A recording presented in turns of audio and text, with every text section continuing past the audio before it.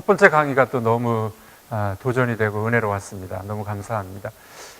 우리 이제 오늘부터 4주 동안 요한계시록을 이렇게 살펴볼 텐데, 시간적으로 한 4시간, 다 따지면 한 5시간 정도 될 텐데, 5시간 만에 다 보기는 좀 어려움이 있고요. 제일 핵심적인 중요한 내용들을 우리가 좀 살피려고 합니다. 그래서 이 책을 나눠드렸는데, 이 책은 요한계시록의 주석이라고 보셔도 됩니다. 여러 가지 이제 제가 플러에서 이 디민을 할 때 그때 이제 1년 동안 쓴 논문인데, 1년 동안 쓴 논문을 이제 주석 부분만, 해석 부분만 발췌해서 이렇게 다시 좀 재편집을 했습니다. 2002년도에 제가 기독신문 출판부에서 요한계시록 어떻게 가르칠까 해서 출판을 했었는데, 재판까지 나왔는데, 기독신문사가 이제는 일반 책들을, 그러니까 개인 책을 발행을 안 하고 총회에 관련된 책만 발행을 하더라고요. 그래서 이제 3판은 못 나와서 지금은 책이 없습니다. 절판이 됐는데, 좀 더 준비하고 연구해서 개정판을 내야 되지 않을까 하고 준비를 하는데, 이게 목회 현장에 들어오니까 쉽지 않습니다. 제가 부목사로 있을 때는 책을 3권을 썼는데, 담임 목사로 들어와서 하다 보니까 이 시간이 더 없는 거예요. 그래서 이제 개정판이나 다른 책들을 아직 내지 못하고, 현재 이제 올해 룻기서를 강의했던 걸 준비해서 룻기서를 낼까 하고 좀 준비 중에 있습니다. 우리 송삼현 목사님은 저랑 동기고요. 신학대학원 동기고, 또 서울 서대문 장로교회에서 또 함께 신앙생활도 했었고, 이번에 이제 총회 앞두고 인터뷰로 오셨다가 이렇게 만나게 되면서 이제 이번에 영성 아카데미를 시작하게 됐는데, 참 감사하고 또 아주 이제 신학과 또 바른 이 정신을 가지고 목회자들을, 교회를 도우려고 하시는 이제 그 마음이 너무 귀하셔서 같이 협력하게 됐습니다. 저희 교회에서 이제 식사를 제공을 매 4주 동안 해드리려고 하고 있고요. 또 이제 필요한 자료들이 있으면 또 이제 제공을 해드릴까 그렇게 생각을 하고 있습니다. 네, 우리 목사님이 강의를 잘 해주셨는데, 이제 제가 요한계시록을 연구하면서 저도 계시록을 연구하면서 깨달은 거 한 가지가 있는데, 그거는 이 십자가 정신으로 살아가는 것이 이 그리스도인의 참된 이 우리 표상이 돼야 되고 목표가 돼야 된다. 그렇게 깨달은 겁니다. 1년 동안 실은 이제 이 요한계시록을 김세윤 박사님께 배우다가, 제가 이제 탈봇 신학교에서 THM을 공부를 하고 성경 신약학을 했습니다. 그리고 이제 플로로 가서 스몰 그룹 미니스트리라고 영어 디민 트랙이 있습니다. 영어 디민 트랙에 들어가서 소그룹 전공을 공부를 1년을 했습니다. 그러다가 이제 이 코리안 디민, 이 K 디민이라고 하는 이 한국어로 가르치는 이 목회학 박사 과정에 김세윤 교수님이 이제 강의를 하고 계셨어요. 그래서 청강을 갔어요. 저는 이제 영어 디민을 하고 있었는데 청강을 갔는데 이 강의가 너무 좋은 거예요. 우리 김세윤 박사님 강의 들어보신 분 다 아시지만은 이제 그 수준과 그 놀라운 이 학문적 이 수준에다가 영성까지 겸비한 분이라, 강의를 듣다가 제가 거기서 이제 홀딱 빠졌습니다. 그래가지고 이건 이 소그룹 전공도 좋지만은 이게 전공을 바꿔야 되겠다. 그래서 이제 이 학점을 이 한국어 디민으로 다 바꿔버렸어요. 영어 디민에서 한국어 디민으로 다 바꾸고, 그래서 이제 그분 밑에서 성경신학을 조금 더 공부를 하다가 요한계시록을 그분 김세윤 박사님께 배우다가, 제가 이거 논문 한번 써보고 싶습니다. 그래서 이제 이 지도 교수로 김세윤 박사님이 지도를 해주셨는데, 논문을 쓰는데 한 1년 걸렸습니다. 꼬박 1년 걸렸습니다. 1년 걸려서 이 논문을 쓰고, 그리고 이제 제가 2001년도 1월 달에 귀국을 해서 부산 수영로교회 가서 6년간 부목사 사역을 하다가, 우리 이제 익산 이 기쁨의 교회, 전신 이 성락교회죠. 성락교회에서 저를 이제 부르셔서 2006년 말에 이곳으로 이렇게 오게 됐습니다. 여기 와서 이제 이 담임 목회한 지 이제 11년 차인데요. 이 목회를 하면서 우리 목사님들이 더 많이 더 경험이 많으시고 많이 깨달으셨겠지만은, 목회 중에 제가 그런 생각을 가지고 늘 목회를 했었습니다. 요한계시록을 연구하면서 어린 양 예수 그리스도의 희생과 죽으심으로 하나님의 나라가 완성되고 하나님 나라가 이루어지고 복음의 역사가 이루어졌듯이 목회 현장에도 그 복음의 정신으로 목회를 해야 된다. 이런 마음으로 목회를 해왔었습니다. 아마 뭐 목사님들도 다 그런 헌신 속에 다 해오셨는데, 저희 교회가 건축하고 이곳으로 들어온 지가 이제 만 6년이 지났습니다. 한 6년 반 정도 지났는데, 사실 처음에 제가 왔을 때는 이게 이제 멋모르고 시작했어요. 사실 우리 그러지 않습니까? 뭘 시작할 때 보면 무식한 사람이 용감하다고 건축도 모르고 뭐 이쪽 형편도 모르고 오자마자 시작을 했으니까 이쪽 형편도 몰랐죠. 그러니까 이제 부산의 그 수영로 교회에 그냥 막 그 영성과 막 밀어붙여서 뭐 하여간 그 교회는 다 되거든요. 뭘 해도 다 되는 교회. 그런 이 군기가 빠지지 않은 상황에서 와가지고 우리도 건축합시다. 뭐 이렇게 이제 이야기를 했던 거예요. 이제 건축하면서 내세웠던 이 주장은 뭐였냐면은, 우리 성도님들이 그때 평균 연령이 60대였습니다. 평균 연령이 60대예요. 60대인데 저쪽 익산역 앞부분에 있었죠. 갈산동이라고 거기 있었는데, 보니까 어린아이들이 별로 없는 겁니다. 주일학교가 별로 없어요. 그 공동화 현상이죠. 이 젊은 사람들이 이 외곽으로 빠져나왔기 때문에 주일학교에 대한 소망이 없고, 이거 다음 세대를 이거 어떻게 해야 되나 걱정이 많이 됐습니다. 그래서 우리 어른들에게 제가 그런 도전을 했습니다. 여러분들 세대가 잘 되기 원하십니까? 여러분들 다음 세대가 잘 되기 원하십니까? 질문을 했었습니다. 자, 똑같이 여러분들에게 질문해 보겠습니다. 제가 어느 나라를 가서 강의해도 똑같은 대답이 나옵니다. 여기서도 분명히 같은 대답이 나오리라고 확신하는데, 여러분들 세대가 잘 되기 원하십니까? 여러분들 자녀 세대가 더 잘 되기 원하십니까? 그렇죠. 예외 없어요. 어디를 가도. 그거로 우리 성도님께 도전을 했습니다. 우리 다음 세대를 위해서 우리 한번 투자해 봅시다. 실제로 우리 자녀들을 위해서 유학도 보내고, 그렇죠. 뭐 집도 팔고. 저도 영국에서 한 1년 공부를 했었어요. 1년 영국에서 하다가, 영국의 학비가 너무 비싸고 또 사역할 교회가 별로 없어요, 영국은. 그래서 제가 이제 영국에서 준비를 하다가 미국으로 건너갔는데, 보니까 그때 영국에 같이 공부했던 어떤 친구가 있었는데, 이 친구는 보니까 이 지방에서, 농촌에서 아버지가 학기마다 소 한 마리씩 팔아서 보내더라고요. 진짜 소 팔아서 유학 보낸다는 말을 그때 이제 직접 봤어요. 그런 도전을 성도들에게 한 겁니다. 자녀를 위해서는 정말 소도 팔고 집도 팔고 가르치는데, 교회 다음 세대를 위해서 우리 한번 헌신해 봅시다. 그게 이제 이 성도들에게 많이 어필이 됐습니다. 그래서 건축을 했는데, 여기 땅이 지금 처음 살 때는 한 6,000평 정도 샀습니다. 6,000평 정도 샀는데, 그동안에 또 좀 뭐 매각도 하고 또 더 사고 이래서 지금도 한 5,000, 한 200~300평 정도 됩니다. 땅 사는데 약 한 70억 정도 들어갔습니다. 그리고 교회를 건축하는데, 연건평 3,000평인데요. 건축비가 약 한 120억, 사태까지 해서 한 130억. 그러니까 전체 한 200억 공사가 여기 됐던 겁니다. 그래서 저는 그게 처음에 큰 돈인 줄 몰랐어요. 잘 몰라가지고 그냥 뭐 우리 믿음으로 기도를 합시다 뭐 이렇게 해가지고 밀어붙였는데, 나중에 중간쯤 왔는데 이게 겁이 나더라고요. 이게 200억이면은 이게 이자가 얼마야? 나중에서 정신이 들어가지고 좀 이게 큰일 났는데, 근데 교인들한테는 말할 수도 없고, 교인들한테 말할 수 없잖아요. 목회자가 뭐 이렇게 겁먹고 이게 뭐 두렵다고 말하면 이게 교인들이 따라오겠습니까? 교인들한테 말할 수 없는데, 이제 기도로 하나님 앞에 계속 기도했죠. 새벽마다 기도하면서 이제 뭐 200억을 어떻게 합니까? 근데 이제 제가 요한계시록 이 이야기를 왜 말씀드리냐면요, 뭐 자랑하고 싶어서도 아니고 그 정신으로 했다는 겁니다. 요한계시록을 연구하면서 제가 깨달은 제일 중요한 사실은, 어린 양 예수 그리스도처럼 섬기고 희생하면 된다는 거예요. 섬기고 희생하면 된다는 겁니다. 그래서 뭐 그동안 뭐 모르겠어요. 제가 얼마나 헌금을 하고 헌신을 했는지는 모르겠는데, 아마도 모르겠어요. 한 2억 가까이 헌금을 한 것 같아요. 어디서 나오는지도 모르겠어요.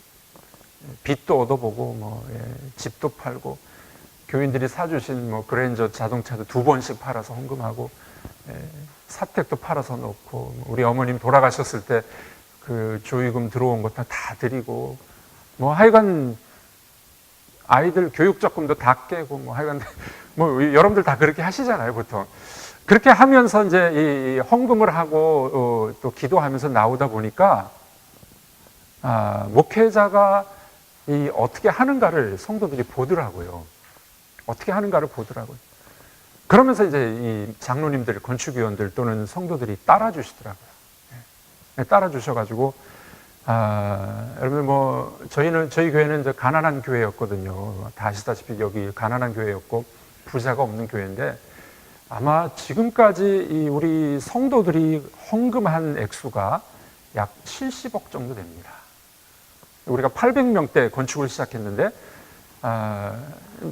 서울에서도 이게 좀 쉽지 않은 헌금이라고 저는 보는데요. 이 지방에서 중소도시에서 교인들이 약 한 70억 정도 헌금을 하셨어요. 그리고 또 우리 이제 구성전을 매각하고 또 땅도 조금 매각하고 뭐 등등 해가지고 그래서 저희들이 100억을 갚았습니다. 별로 안 놀라시는데. 늘 이 목사님들이 늘 물어보시더라고요. 빚이 얼마냐고 늘. 목사님들의 관심은 이 교회 빚이 얼마냐, 빚이 얼마냐, 여기에 관심이 많으세요. 그렇게 빚이 많냐고 저한테 지금도 그러세요. 근데 저는 거꾸로 말합니다. 저는 거꾸로 말하는데 저희가 100억을 갚았습니다. 예, 이거는 진짜 우리 교인들이 자랑스럽고 교인들의 헌신이 대단한 거죠. 지방에서 이렇게 70억을 헌금하고 이건 참 쉬운 일은 아니었는데 그렇게 될 수 있었던 이유는 이 복음의 정신으로 희생하고 섬기고 베풀고 할 때 교인들이 힘을 모아주셨다는 겁니다. 저는 그 힘이라고 생각을 합니다. 뭐 등등 많은 이 스토리가 있습니다만 뭐 지금 그 이야기를 다 할 수는 없고요. 우리 목사님들은 뭐 형편들이 다 그러잖아요. 우리들이 어려우신데 그래도 제 나름대로 제가 생각하는 거는 그래도 이 정도에서 제가 제 이 요구 사항들을 교회에게 요구하지 않습니다. 사택 사서 나가야 되는데 안 나가고 있습니다.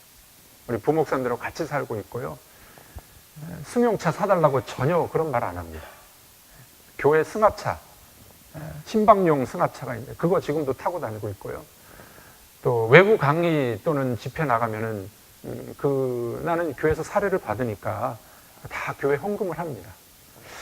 뭐 그런저런 뭐 작은 헌신, 작은 이제 섬김들이 교인들에게 이게 어필이 된 것 같아요. 그래서 교인들이 우리 목사님은 자기 거 안 챙기는 사람이다. 이런 것들이 좀 이렇게 각인이 되다 보니까 교인들의 헌신이 같이 모아지지 않았는가 하는 그런 생각이 듭니다. 무슨 말씀 드리고자 하냐면은 결국에 목회를 하고 또 우리 어떤 프로젝트를 한다든지 건축을 한다든지 누군가는 헌신하고 희생해야만 사람들이 따라온다는 거죠. 그 정신이 이제 계시록 안에 있다는 거예요. 계시록 안에. 예수 그리스도의 죽으심과 그분의 이 피 흘리심이 결국 사람들을 하나님의 나라를 이루어가고 사람들을 구원의 역사에 이렇게 한다는 거죠. 계시록의 핵심 메시지는 그겁니다. 여러분들 우리가 이제 뭐 계시록을 어렵게 보는데 또 어렵게 해석하는 사람도 있는데 계시록도 복음의 메시지라는 거죠. 우리 신약 성경의 통일성과 다형성이 있지 않습니까? 성경의 주된 메시지가 뭡니까? 하나님이 세상을 이처럼 사랑하사 독생자를 주셨으니 저를 믿는 자마다 멸망하지 않고 구원을 영생을 얻게 하려 하심이라. 성경의 핵심적 메시지가 하나님의 사랑과 희생 아니겠어요? 그래서 신약 성경에 흐르고 있는 이 면면이 흐르고 있는 그 중요한 핵심 메시지를 보면 다 복음이죠. 복음. 사복음서가 예수 그리스도가 어떤 분이신가? 예수 그리스도가 어떤 일을 하셨는가? 이게 복음이죠. 복음을 한마디로 정의하면 그거 아니겠습니까? 예수가 누구냐? 여러분 사복음서에 보면은 예수님이 말씀을 가르치시고 또는 기적을 행하셨을 때 사람들이 물어보죠. 도대체 이 사람이 누구냐? 너희는 나를 누구라고 하느냐? 이게 복음이죠. 예수가 누구냐? 그 다음에 두 번째는 예수께서 하신 일이 뭐냐? 하신 일이 뭡니까? 십자가를 지시고 우리를 대속하심. 그게 예수께서 하신 일이죠. 그러니까 복음을 한마디로 정의한다면은 예수가 누구시고 예수가 무슨 일을 하셨느냐, 이게 이제 복음이죠. 신약은 다 그런 얘기를 쓰고 있어요. 사도행전은 그 사도들이 예수께서 무슨 일을 하셨고 무슨 말씀을 하셨고 어떻게 사셨는지를 증언하는 게 사도행전 아니겠습니까? 서신서는 무엇입니까? 예수가 이루신 복음의 사역으로 인해서 그 복음을 믿는 자들이 어떻게 덕을 입는가, 예수의 복음의 덕을 입고 살아가는 방식이 이 서신서의 내용들이죠. 또 야고보서 뭐 조금 다른 측면입니다만, 그러나 야고보서도 역시 복음의 이야기잖아요. 복음을 믿음과 행함이 같이 있어야 된다. 히브리서 바울의 서신은 아닙니다만은 요즘 최근에 이제 신학계에서는 이 히브리서를 바울 라인에 서 있는 그 어떤 사람의 작품일 것이다 이렇게 이야기합니다. 그래서 아마도 이제 바나바가 아니겠느냐라고 추정하는 사람도 있고, 그러나 모릅니다. 누군지는 모르는데 바울 라인에 서 있는 그 어느 누구가 이제 계시를 받아서 히브리서를 쓰게 되죠. 히브리서의 내용이 뭡니까? 히브리서의 내용도 이 핍박과 환난과 고난 속에 있는 이 사람들, 그러니까 이 1세기 유대인들이었죠. 유대인들이 복음을 믿고 복음 안에 들어왔는데 이 사람들이 핍박이 있어요. 또 한 가지 문제는 예수를 믿어서 다 해결될 줄 알았는데 죄의 문제가 발생을 하게 됩니다. 그러니까 죄 문제를 어떻게 해결할까? 그러니까 이분들이 유대 출신들이었기 때문에 다시 율법으로 돌아가려고 하는 거예요. 율법, 제사로 돌아가려고 하는 거예요. 그런 이 히브리 독자들에게 아니다, 구약의 율법보다도 탁월하신 예수 그리스도가 있지 않느냐, 그래서 그분에게 나가야 된다. 영문 밖에 그분에게로 나아가자. 히브리서의 내용이 그거예요. 그러니까 히브리서도 뭘 이야기하는 겁니까? 결국 복음을 이야기하는 거죠. 복음. 예수 그리스도의 복음을 이야기하는 게 히브리서입니다. 자, 그러면 계시록이 뭡니까? 우리 이제 계시록에 대해서 많은 세대주의적인 잘못된 해석도 있고, 또 문자적으로만 해석하는 경향도 있었고, 또 어떤 부흥사들이 이야기하는 또 잘못된 해석들이 많이 있다 보니까 계시록에 대해서 이렇게 좀 두려움을 갖고 있는 거예요. 그런데 여러분들 신약 성경의 통일성이라는 이 흐름 속에서 보면은 계시록도 역시 복음을 이야기해야 됩니다. 그러지 않습니까? 근데 실제적으로 이 계시록을 연구를 해보니까 계시록 안에 복음이 들어있는 거예요. 그대로 복음이 들어있는 거예요. 근데 거기에 플러스해서 계시록에 한 가지 더 나오는 게 뭐냐면은 이 5장에 어린 양 예수 그리스도가 나오는데, 어린 양 예수 그리스도가 일찍 죽임을 당한 희생양으로 나옵니다. 그런데 7장에 가면은 14만 4천 명이 나와요. 이 14만 4천 명이 어린 양을 본받아서 순교당합니다. 순교자들의 무리예요. 영적 전투를 하는데 그 영적 전투는 순교자들입니다. 그래서 이 계시록의 이 장점은 뭐냐면은 어린 양 예수 그리스도의 복음을 이야기하다가 이제는 그 역할을 교회에게 주신 겁니다. 그 교회가 그리스도의 남은 고난, 그리스도의 남은 사역을 감당하기 위해서 교회가 그 일을 감당하는데, 그 교회가 바로 14만 4천 명 순교자들이라는 거죠. 그러니까 교회도 예수처럼 희생당하고 죽고 섬기고 그렇게 되면은 하나님의 나라가 확장된다는 겁니다.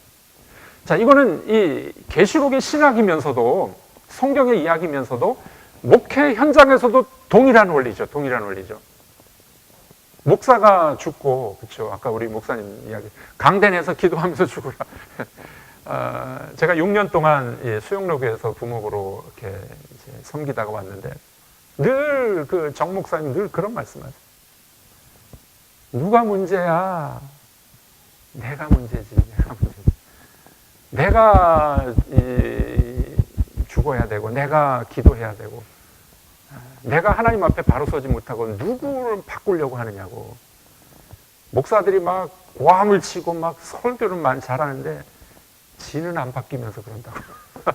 이분이 늘 그런 말씀하세요. 누가 문제냐? 네가 문제다. 네가 문제다.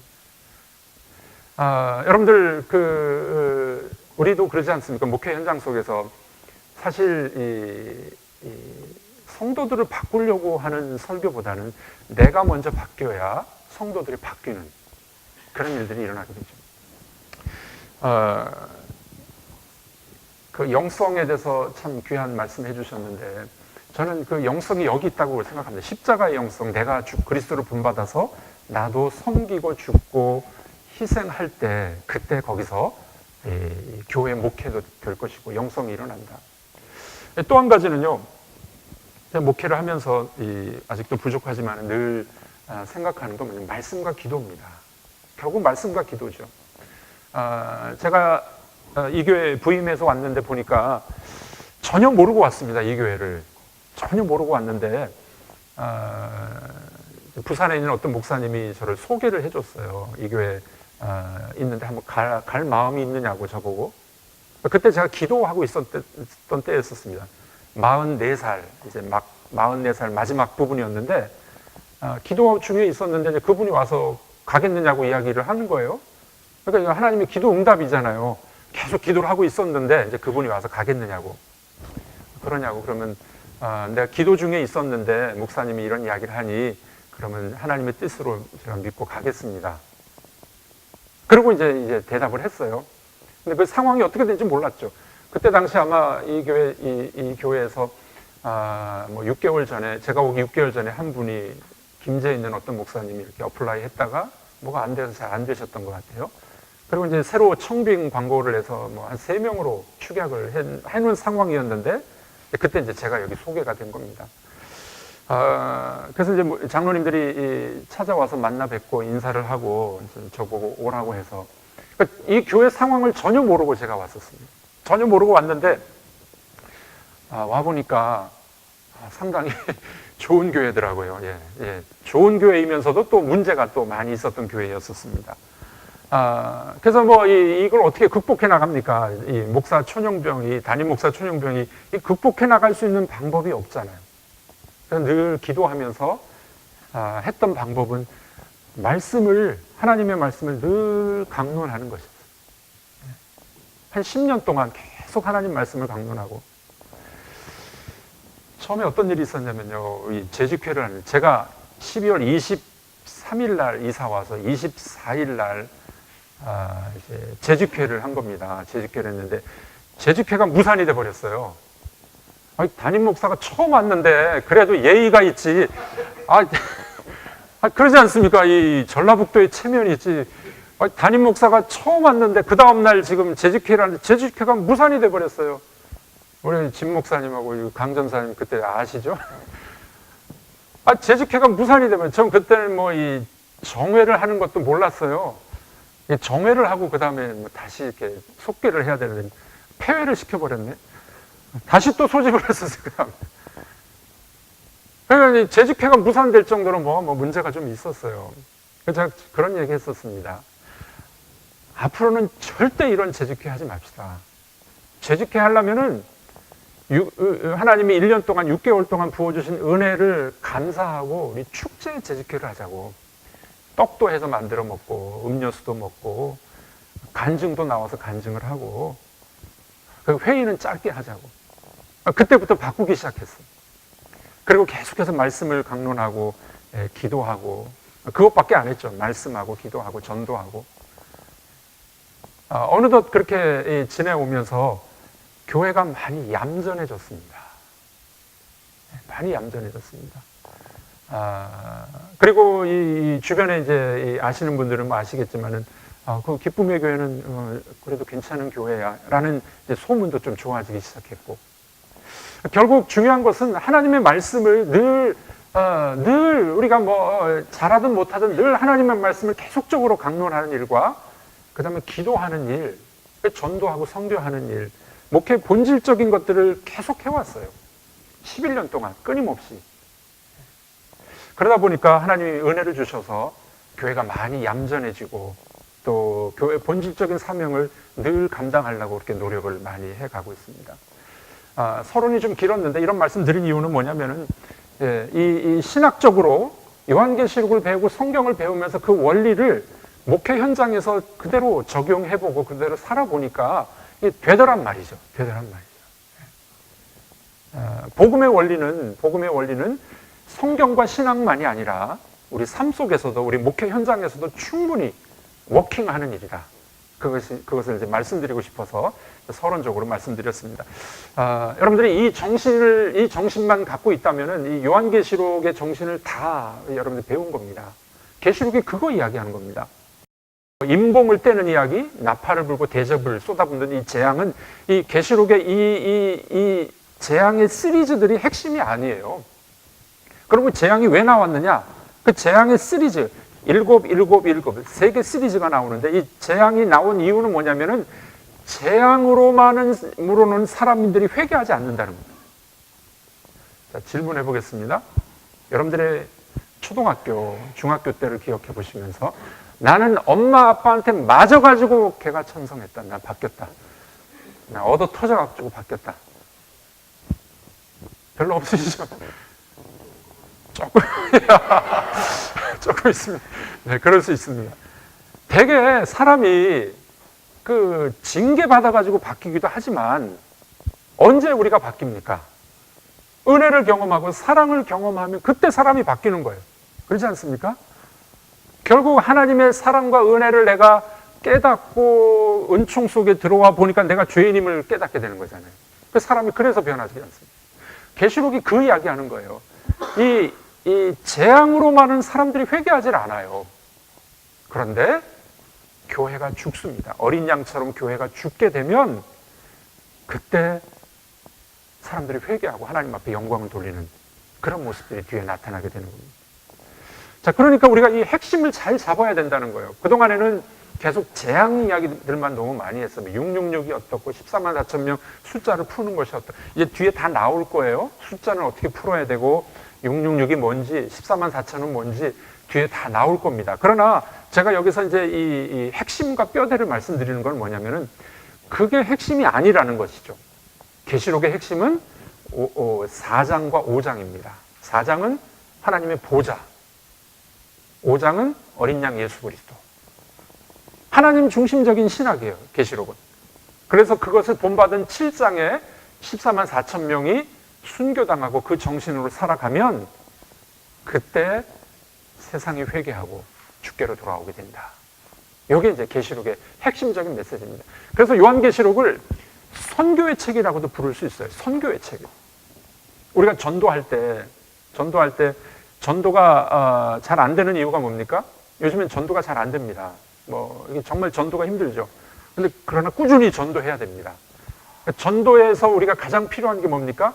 삶으로 보여주는 거 아니겠습니까? 섬기고, 섬겨줄 때, 그때 이제 전도가 되는 거 아니에요. 교회에서 전도하고 목회하는 것도 마찬가지고요.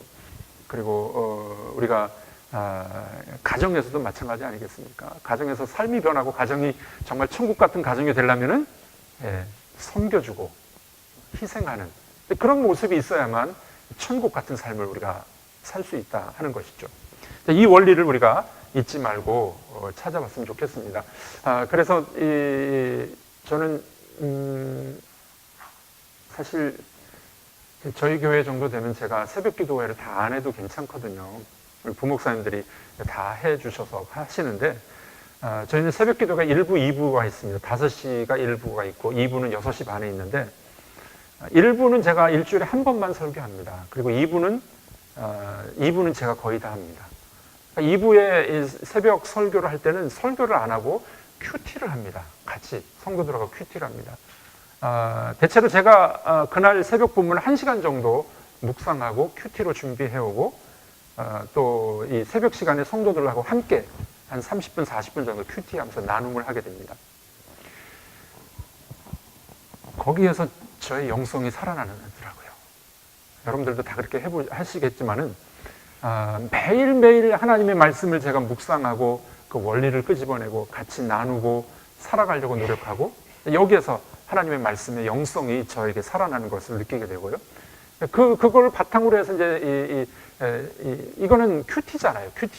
설교는 또 설교 준비는 또 더 깊이 해야 됩니다만은 그 개인의 영성이 이 말씀에서 매일매일 하나님의 말씀을 묵상하는 여기에서 영성이 나온다.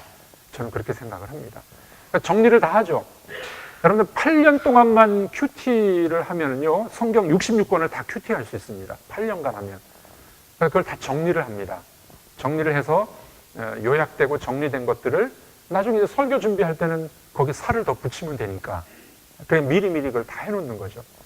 제가 지금 아마 해놓은 것이 성경 66권 중에 한 3분의 2 정도는 한 것 같아요. 지금까지. 아직은 조금 좀 남았습니다만은. 그러니까 설교할 자료들을 매일매일 다 쌓아놓는 거죠. 매일매일 다 쌓아놓고 나중에 그 필요한 것들을 끄집어내서 더 깊이 연구하고 묵상하면은 설교화가 되는 거죠.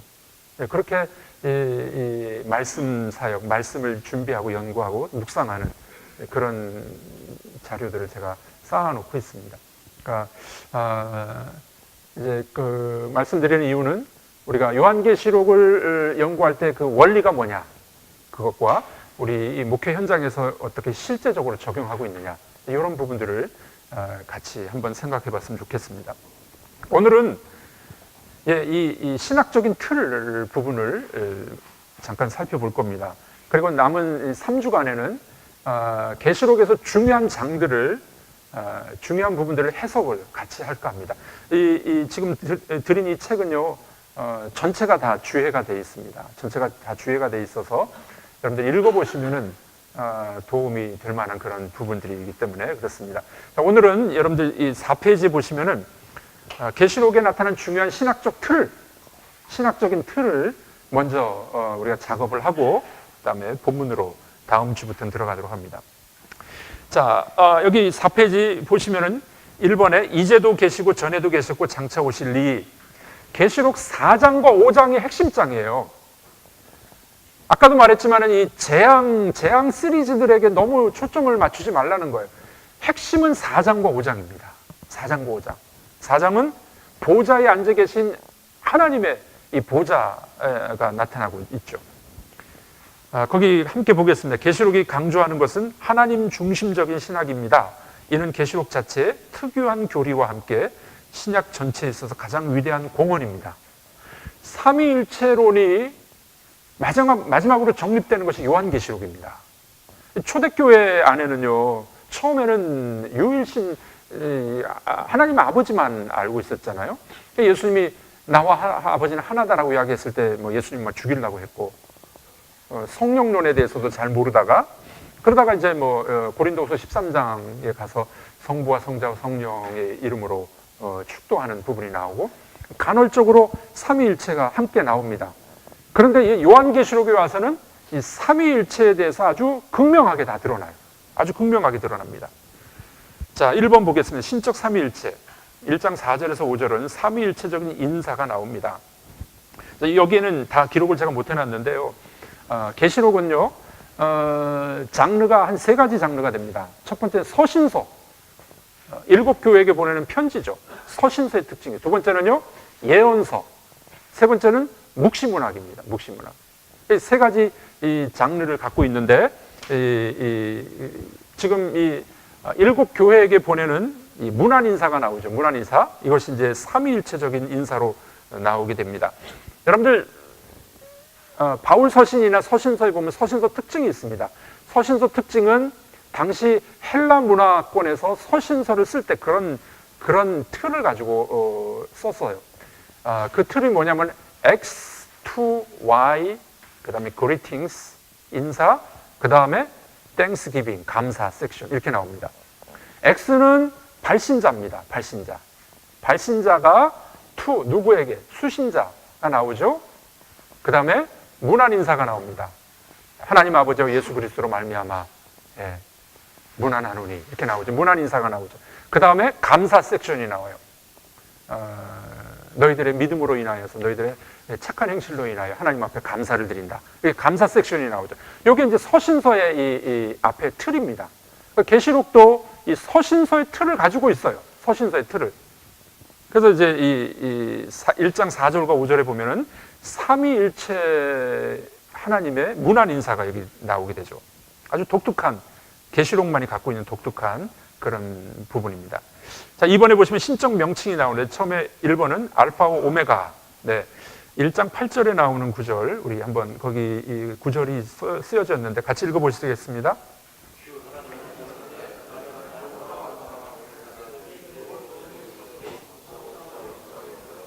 네. 자, 여기 하나님의 명칭이 세 가지가 아주 집단적으로 나옵니다. 알파와 오메가, 이제도 있었고 전에도 있었고 장차 오실 이, 세 번째는요, 전능하신 자.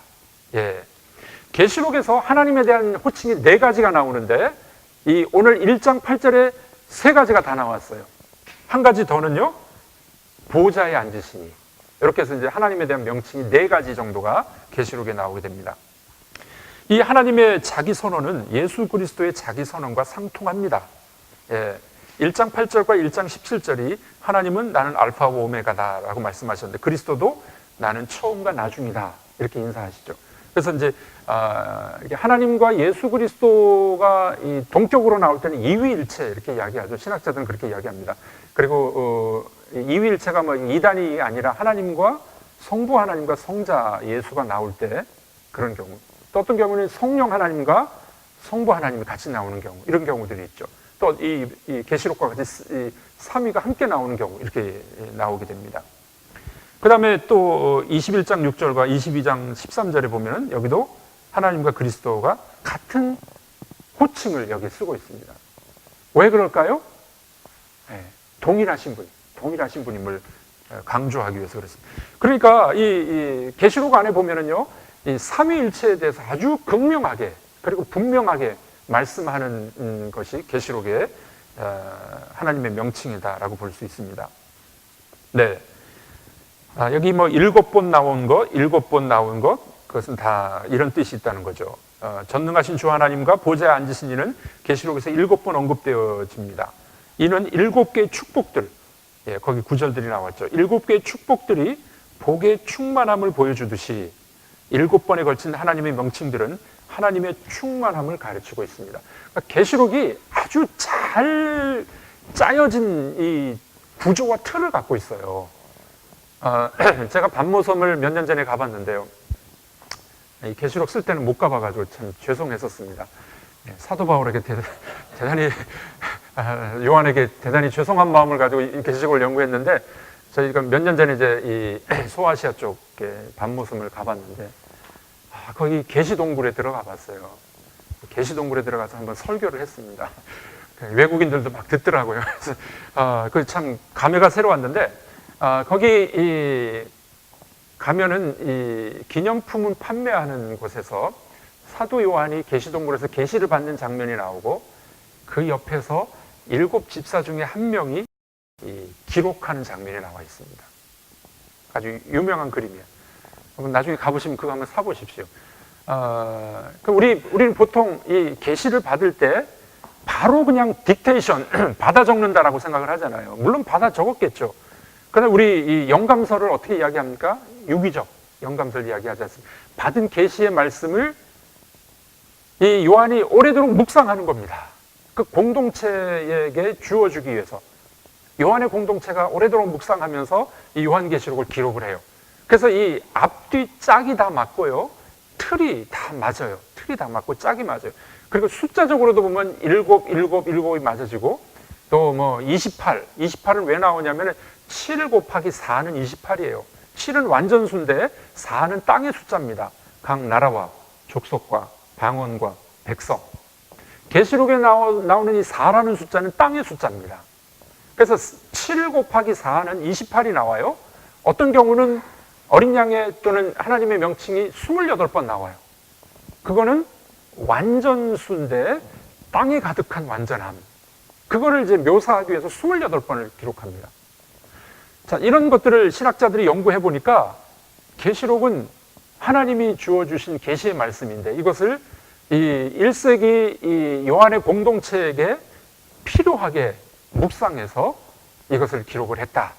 이런 이제 결론들을 이야기를 합니다. 그러니까 아주 계시록이 연구해 보면은요, 이 구조와 틀이 얼마나 이제 명확하고 정확한지 그런 것들도 우리가 알게 됩니다. 두 번째 명칭은 이제도 계시고 전에도 계셨고 장차 오실입니다. 이것은 야훼의 다른 표현입니다. 예. 하나님은 스스로 있는 자시다. 하나님은 과거와 현재와 미래가 구분이 별로 없는 분이시죠. 우리가 과거와 현재와 미래가 구분이 있는 거지 하나님에게는 별로 큰 구분이 없는 거죠. 그래서 이제도 계셨고 계시고 전에도 계셨고 장차 오실 이. 이것은 야훼, 여호와 하나님의 다른 그런 표현법입니다. 그리고 장차 오실 이, 이것은 현재 분사 형태를 쓰고 있는데 이것은 구원과 심판을 위해서 세상에 오시는 분, 세상에 지금도 오시고 계시고 앞으로도 오실 분, 이런 의미로 여기 지금 쓰고 있습니다. 뒤에 가면은 이제 마라나타가 나오죠. 마라나타. 우리가 그 잘 아는 마라나타. 마라나타는 1세기 당시 때는 이 교회 예배 때 쓰여졌던 찬송이었습니다. 마라나타. 우리는 이제 미래 오실 그분만을 생각을 하는데, 주님께서는 과거에도 오셨고 현재 이 예배 현장에도 오시고 미래에도 오실 분이다라는 것을 신앙 고백하면서 마라나타를 그들은 이게 불렀던 겁니다. 그래서 어떤 학자는 그런 이야기합니다. 마라나타를 우리 성경에 지금 주 예수여 오시옵소서 이렇게 번역을 해놨죠. 마라나타도 써 있던가요? 없죠. 그냥 주 예수여 오시옵소서라고 번역을 해놨어요. 차라리 마라나타를 그냥 써놓는 게 더 좋을 뻔했다, 이렇게 주장을 하는 학자도 있습니다. 왜냐하면 장차 오실 이라는 것이 아니라 1세기 당시 예배 현장 속에서는 과거에도 오셨던 주님이 예배 현장 지금도 오시고 앞으로도 오십시오 라는 현재 분사 형태를 가지고서 그렇게 썼던 거예요. 그러니까 그걸 좀 차라리 번역을 안 하고 해석을 안 하고 그대로 써놨으면 더 좋았을 뻔했다라고 주장하는 분도 있습니다. 주장이니까 뭐 그렇습니다.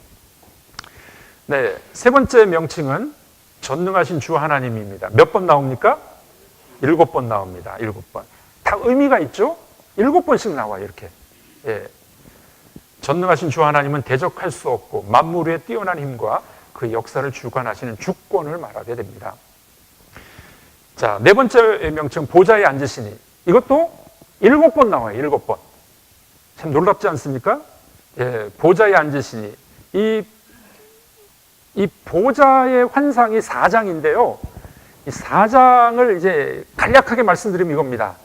왜 보좌의 환상이 나오느냐? 지금 1세기 그리스도인들이 이 도미티안 황제의 이 핍박 속에 지금 이미 들어왔거든요. 앞으로 환란을 당할 사람들도 있었고 이미 이 순교자들도 나왔거든요. 이 도미티안 황제는 여러 지역에다가 자기 신상을 세워놓고 자기를 주와 하나님으로 고백하라고 이렇게 했던 황제입니다. 네. 그래서 1세기 그리스도인들이 지금 이 땅을 딛고 살아가면서 고난의 현장 속에 있는 겁니다. 이거를 어떤 교수님은 아주 탁월하게 이렇게 이야기했더라고요. 요한계시록은 지금 카메라 잡고 계시는데 카메라의 줌과 같은 역할이다. 카메라의 줌.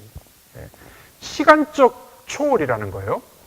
그러니까 지금 현재 고난을 받고 있으나 핍박하고 있는 로마 황제나 악의 세력이나 용이나 사단의 세력이 장차 하늘의 보좌에서, 하나님의 보좌에서 심판을 받을 때가 있다는 거예요. 그거를 카메라 줌으로 끌어당긴 겁니다.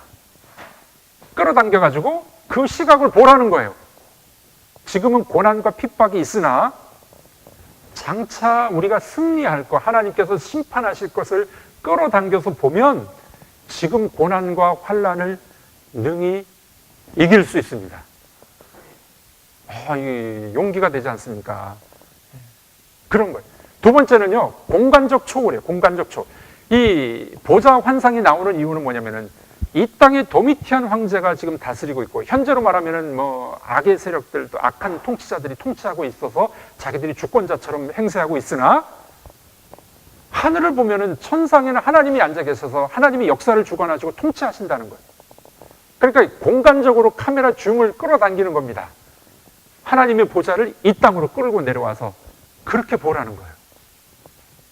그러면 우리가 하나님의 통치하심을 받고 살아간다라는 것을 알게 될 때, 그때 핍박과 환난과 고난을 능히 이길 수 있는 우리 그리스도인들이 될 수 있다는 거예요. 자, 여러분들 어려우실 때마다 카메라 줌을 당겨 보십시오. 100mm짜리, 200mm짜리가 좋은가요? 쭉 당겨 보셔가지고 지금은 고난이 있어도 하나님이, 주님이 우리를 승리케 해주실 그것을 미리 당겨서 보는 겁니다. 이거를 신학적 용어로 뭐라고 얘기합니까? 선취, 미리 맛봄. 프리테이스트, 선취한다는 거예요. 선취. 하나님 나라가 이미 already 우리에게 임했잖아요.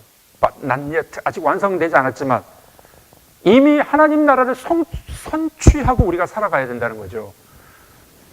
그러다 보면 우리 이 삶의 현장이나 목회 현장 속에서도 우리가 그분의 통치를 받고 그분과 동행하는 그런 목회와 삶이 가능하다는 겁니다.